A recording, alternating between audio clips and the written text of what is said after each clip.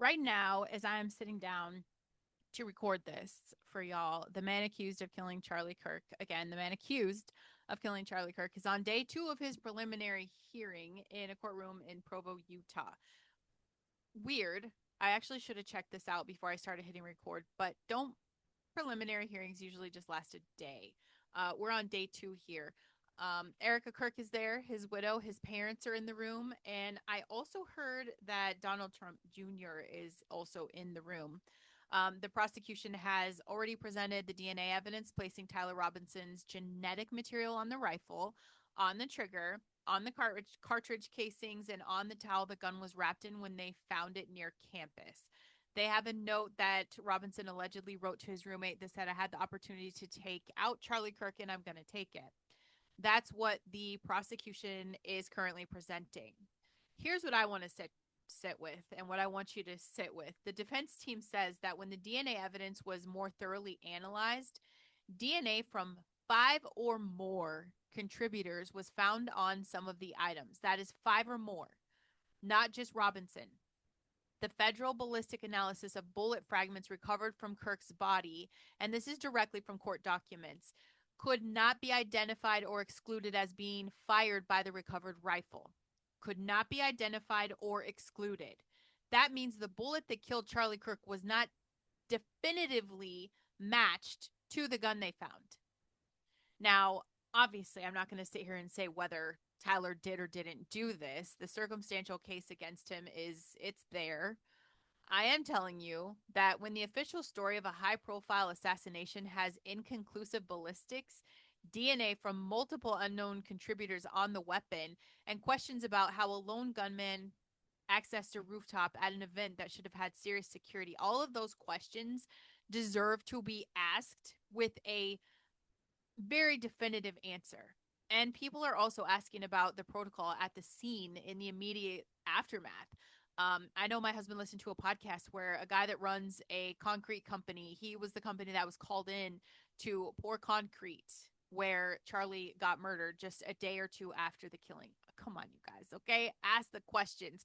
Let's talk about physical evidence and how it was handled, about what was done to to the area immediately after. I can't confirm specifics of everything that's circulating online. There are so many rumors and so many people that think they know everything, but what I can tell you is that when something of this magnitude happens, the standard of scrutiny applied to the official account should be extremely high. 5-day preliminary hearings, however important, they do not answer every question. Kirk was an American icon. He was a model. He was a model for common sense and for a relationship with Christ. He was a husband, he was a father. His family deserves the full truth, not the bullshit government cover up version. Okay, so I'm saying watch it, watch the evidence, and keep asking the questions. If you guys are new here, I am Brandon Lynette. This is Faith and Fire, God and Country. Okay, my super patch today is Liberty and Freedom. You guys, I wear it every single day on top of peace and also joy every single day. BrandonLynette.com, .superpatch.com. You guys can find it in my show notes. So, yeah, let's talk about what happened at American beaches and cities over the 4th of July weekend, because this is a story that deserves wall to wall coverage and it's not getting it. Okay. First place we're going to go to is Pensacola, Florida, on the night of July 4th, going into the early morning hours of July 5th. There was a teen takeover. You guys understand this is cultural. Okay. Same kids doing this. Started with middle schoolers shooting fireworks downtown, escalated into a mass shooting by 1 a.m. 19-year-old man was shot and killed. 6 other people were wounded. The Pensacola police chief was at a press conference by Sunday saying his department has been dealing with these events repeatedly. They're fucking exhausted. They're exhausted. The mayor of Pensacola said he would be open to establishing a curfew. It is not like it was when we were growing up. Those were his words. 19-year-old is dead on the 4th of July at a teen takeover, and this was not the lead story of the 4th of July weekend. Let's move down to Newport Beach, California. Thousands of teenagers and young adults, same culture, descended on the Newport Pier area after TikTok and Instagram posts went viral. This crowd grew into thousands. Fireworks were launched directly at police officers. One officer was struck by a mortar. Roadways were blocked. Emergency vehicles could not get through. A nearby grocery store was looted. 10 separate fires were set. Police declared an unlawful assembly. 350 officers from 17 different agencies had to respond. 402 people are arrested. For comparison, the same holiday weekend last year produced 60 arrests. This year we're at 402. That is a 400% increase. This was organized entirely through social media. So there isn't just one person running this. There's no, no return address. This is just thousands of people showing up with no accountability structure, no adult supervision, and in at least one of the cities, guns. And while Pensacola is still counting the wounded and Newport Beach is counting the fires, the national media's biggest story from the 4th of July weekend was 400 people in matching khakis and shirts who rode public transportation in Washington, D.C. and went home without hurting anyone. Apparently, this group is called the Patriot Front, and word on the street is they don't belong to the culture of the teen takeovers. These are white guys. That's the word on the street. They marched in D.C. on the 4th. They rode the metro. Weird, because a Reuters photographer happened to be on the train. So there's a black woman photographed sitting peacefully among them, completely unbothered, completely unarmed. She's a regular commuter, and we know that because she actually copped a charge last year for shitting on the train publicly in front of everybody. But she had no idea she was about to be in every article published that night, right? Otherwise, she probably would have thought twice about shitting on a train in public. I don't know. Anyway, the march ends. Everybody goes home. Absolutely no violence, no vandalism, no arrests, not a single incident. And why does that make people mad? Like the white guy's the bad guy because he didn't do what everyone else is doing with the teen takeovers of the Chicago violence? I'm so confused. But I want to ask, who is paying for the Patriot Front? Because I also don't trust that either. You guys. 400 people, matching uniforms, coordinated transportation. Like, I don't know, organized marching. That costs money. So I'm just curious, where does this come from? What's their budget? Here's the pattern I keep seeing with this. Their marches they're suspiciously cinematic. Like always well organized, which I think is great. Like it should be that. But they get the exact footage that the left needs for their narrative about white supremacy. Like that's the focus. So they've never really in any documented march actually committed violence. They just show up, they produce the content, and then they leave. But everybody's up in arms about it. It was total rage bait, internet race fueled crazy. And we know the SPLC, you guys. They just got indicted for funneling money to an actual white supremacist organization while claiming to fight hate. Let me tell you a secret. So maybe we know it's not them this time because they're a little tied up in court. But you understand they are one of over 16,000 organizations in that ecosystem. Their money's shut off, but someone still got money on this. I'm not telling you I know who's behind it. I don't know. But I'm saying, like, apply the same follow the money standard you apply to everything else. When something produces exactly what one political side needs, right?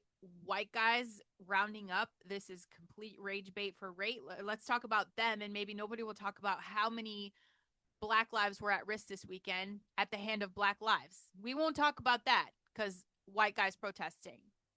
I don't know. It's just the convenient cinematography, like all of this stuff. How you're going to get your perfect little picture. But the thing is, I mean, they really don't ever harm anyone, but the internet has gone crazy. The internet has gone crazy. Meanwhile, the black woman on the train completely fine among 400 of them. You know who wasn't fine? Iryna Zarutska. The 23-year-old, I know you've heard me talk about her, the Ukrainian refugee. She literally is the Democrat liberal poster child. She's a refugee fleeing Russian invasion of her homeland, came here looking for safety. She was an immigrant. She had Black Lives Matter on the wall in her bedroom. She's just sitting on a train, North Carolina light trail train, when, DeCarlos, whatever his name is, walks behind her, stabs her repeatedly. She dies alone.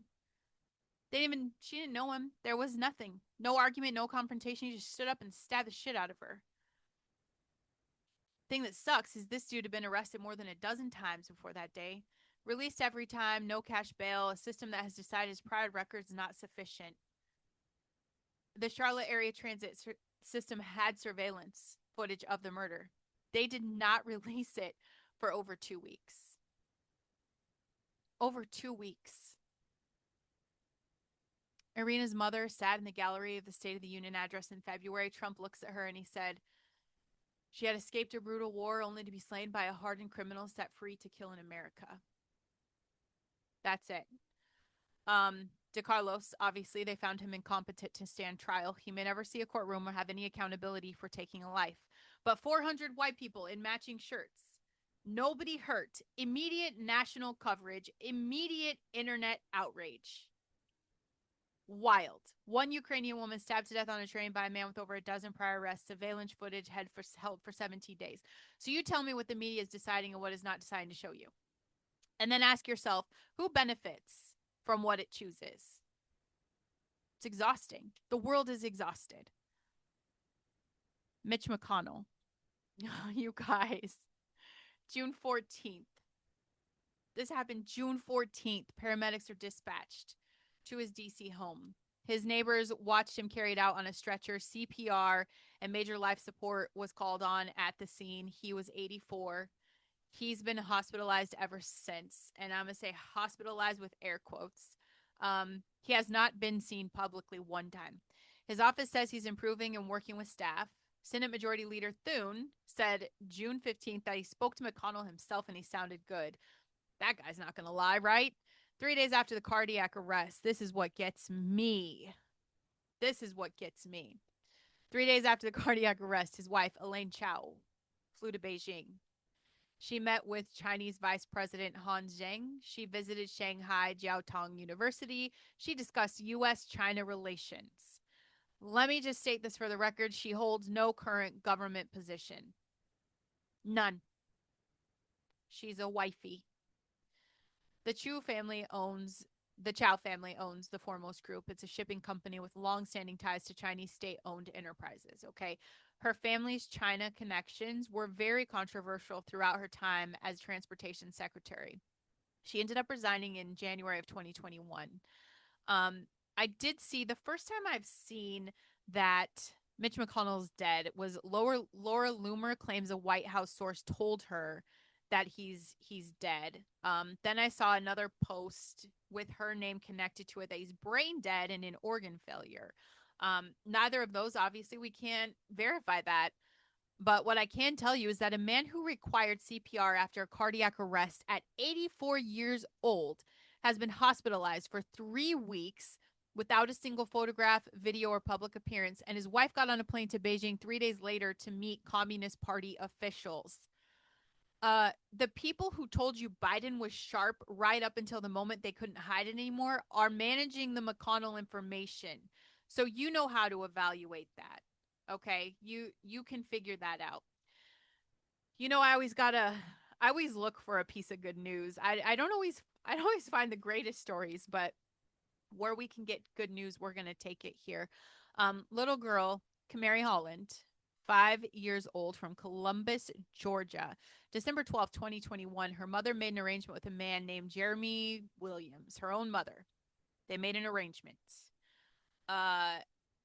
Use your imagination. Do you have to? Williams took that baby girl to an abandoned house, and what he did to her before he strangled her with a rope, I cannot describe on the show, especially considering I have kids in the house and I don't want them to hear it. And he filmed it. He filmed all of it. Every frame of everything he did to her became evidence at his trial. He was convicted of 4 counts of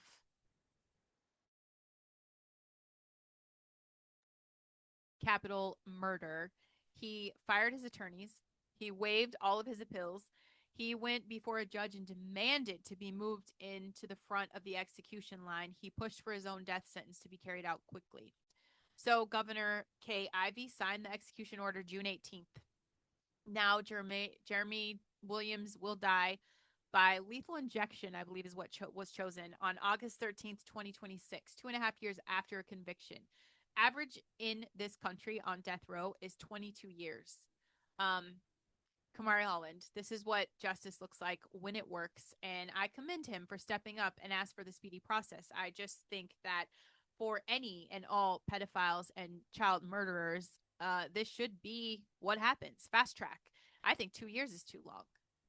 If you're caught red-handed and we've got you on film, I don't understand why we're going to waste everybody's time in court, why we're going to drag the family through the horrific videos. I'm saying, like, it should just be done. And wow, Michigan is on the map again. I should stop telling people I live here. In Flint Township, Michigan, the parents of a 7-year-old boy are undergoing competency evaluations before they can stand trial for first-degree murder. Their son died in 2025. This little guy, 4'2", and he weighed 255 pounds. I've had 6 kids. I've had my share of weight issues. And never have I ever at 5'5", never have I ever at my biggest moment been 255 pounds. And this kid is bedridden, 4'2", like a foot shorter than me. I can't even imagine. He's bedridden, multiple bed sores, no regular medical care, despite the fact his family had health insurance. He was not enrolled in school. His diet was junk food, chips. That was his favorite. His last doctor visit was in 2024 when he weighed just over 104 pounds. The O'Briens are facing murder, torture, and multiple counts of child abuse. This baby deserved to be protected. I'm not going to not talk about Chicago, right? Because I feel like every episode, let's just do a little update because Brandon is so annoying. Like, I just cannot get over what he gets away with. And I can't understand how people vote for him or any of the Democrats that have been running this place for hundreds of years. Chicago, 5 people killed over the 4th of July weekend. I don't have to tell you anybody's race in this conversation because there is a culture that supports this issue. 5 people killed over the 4th of July weekend, 23 wounded, including 2 police officers that got shot during traffic stop. There was a block party on the west side, became what residents who filmed it from her window called a takeover. What? Another takeover. It ended up with hundreds of people here. Gunfire at 1 a.m. 7 teens wounded across the west side in connected incidents. This is not viral. I had to dig for this. Do a little extra research. Phone a friend. No national emergency declared. I haven't seen one celebrity post about it. I don't see any candlelight vigils, media coverage, nothing. No wall-to-wall news covering. The city where good old Brandon, let's go Brandon, this mayor declared a transfemicide state of emergency. Without any trans death this year, had 5 people killed in one weekend. And the response from national media was essentially silence. Oh, you know what is so crazy to me? If we follow the pattern, the Black Lives Matter apparatus doesn't show up for Black people killed by Black people in Chicago because Chicago does not serve the narrative the apparatus was built to maintain. That's what's happening. And it's costing lives every weekend. It's crazy that I am more upset about this than the Black Lives Matter apparatus. Can you guys wake up? Watching you fight about race on the internet is just like watching my 7 and 11-year-old fight over a channel on the TV. It's so ridiculous. It is so ridiculous. But we're not going to do anything about it, right? Why is that? Why do we not care? Why does Black Lives Matter not care? Why do Democrats not care? Why is there no virtue signaling happening for Chicago right now? How come nobody cares about the teen takeovers where people are dying and people are getting hurt? And then you've got innocent people who may be going through emergencies that can't get help because everybody has to respond to the teen takeover. This is just, it's insane to me. Make it make sense. I would love to have a conversation if you have a different perspective or something you could help me understand, because I'm really confused. Really confused. Fauci and COVID, they're popped up in my feed again. Okay. They're actually, what I found was not true, but this is some stuff that is true. So I'm going to talk about that. There is a post that's kind of going viral, and you guys, I fact checked it. It's bullshit. I mean, it sounds hopeful, but it's part of like the Q belief that there's a tribunal and that people are being murdered behind the scenes and they have replacements. And I'm not saying that's not true. I don't know. I can't verify it. I'm not saying it's impossible, though.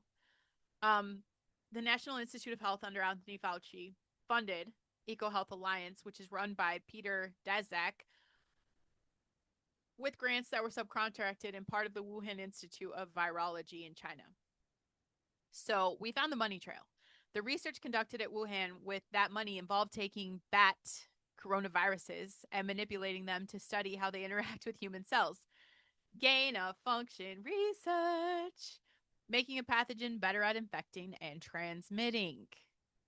Fauci did testify under oath to Congress that NIH did not fund gain of function research at Wuhan.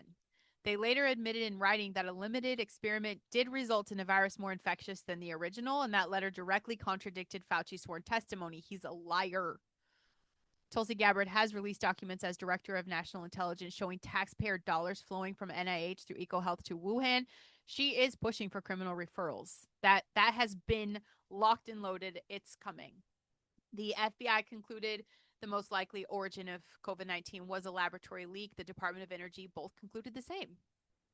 All verified facts. A scientist who oversaw the funding may have testified falsely to Congress about what the funding was for, and a virus emerged from the laboratory where the funded research was conducted, and it killed over 1 million Americans. What? Let's catch him in the lie. Regardless, I mean, I know who wins at the end of the story, and it's definitely not the demons that are running around like the little Faucis and Gates. Speaking of, lab-grown chicken is now FDA approved along with milk. I think I announced that on one of my last shows. Lab-grown milk and lab-grown chicken, you guys. FDA approved in the United States of America. Tyson Foods, which supplies the National School Lunch Program, hospitals, and chains including Olive Garden, Taco Bell, KFC. It's not McDonald's because they do human meat. Remember? They're all funding the biotech to produce this. They're all putting in the money. They're putting in the money. Know what's being normalized, please. Know what's being put in your kids' lunch, okay? Ask questions and buy accordingly. Buy accordingly. I want to talk about Daniel. I believe it's chapter 3. King Nebuchadnezzar built a gold statue 90 feet tall and sent a decree across the empire. When the music plays, bow. Whoever does not bow will be thrown into a blazing furnace immediately. And I don't know if you guys know God of the Bible. Not cool with you bowing to anybody. Okay, one God. We bow to one. He plays the music. Everyone bows except for Shadrach, Meshach, and Abednego. The king called them in personally. He gave them one more chance. Bow when the music plays. If you don't bow, you will be thrown in the furnace. And what God will rescue you from my hands? They said it very simply. We do not need to defend ourselves before you. If we are thrown into the blazing furnace, the God we serve is able to deliver us. He will deliver us from your majesty's hand, but even if he does not, we want you to know that we will not serve your gods or worship the image of gold that you have set up. They said, even if he does not, even if God does not show up, they were not bowing to get a miracle. They were not calculating the odds of rescue. They simply refused to bow, regardless of the outcome, regardless of the furnace being real and right in front of them. So the king orders the furnace heated 7 times hotter. The soldiers who threw them in, it was so hot, they died from the heat at the entrance. And the 3 men fall in. And then the king looked in and said, I see 4 men walking around in the fire, unbound, unharmed, and the 4th looks like a son of the gods. They walked out. Hair not singed, clothes not burned, not even the smell of smoke. Not even the smell of smoke. I am talking to everyone listening to this who has been bowing, not because you believe in this statue, because the furnace is real and the king is furious and it felt safer. The culture has golden statues with many names right now. The narrative that certain lives only matter when certain people take them, the ideology that says you must celebrate what you believe is wrong or lose everything, the system that says it knows better than you what goes into your children's food, their veins, their classrooms, their minds. When the music plays, the pressure is real, the fire is real. Shadrach, Meshach, and Abednego did not bow anyway. And the fourth figure walked with them in the fire, and they came out without even the smell of smoke. I don't know specifically what furnace you're standing in front of today. I know that the God who walked with the 3 men in that fire that killed the soldiers who just threw them in, that God has not changed. He is still the God who shows up in the fire, not always to remove you from it, but to walk with you through it. If you have never given your life to Jesus Christ, the world you are watching right now, the murders and the cover ups and the selective outrage and the cinematic marches and the hospitalized senators and lab grown food and teen takeovers and burning cities that nobody declares emergencies for, that's not new. It's an ancient story. Kings have always built statues and demanded everyone bow. And the God who walked in the furnace has always been the answer. Not a candidate, not a policy. He's the one who's going to walk in the fire. Come to him now as you are with all of it. Faith, fire, God, country. I love you guys. I'll see you next time.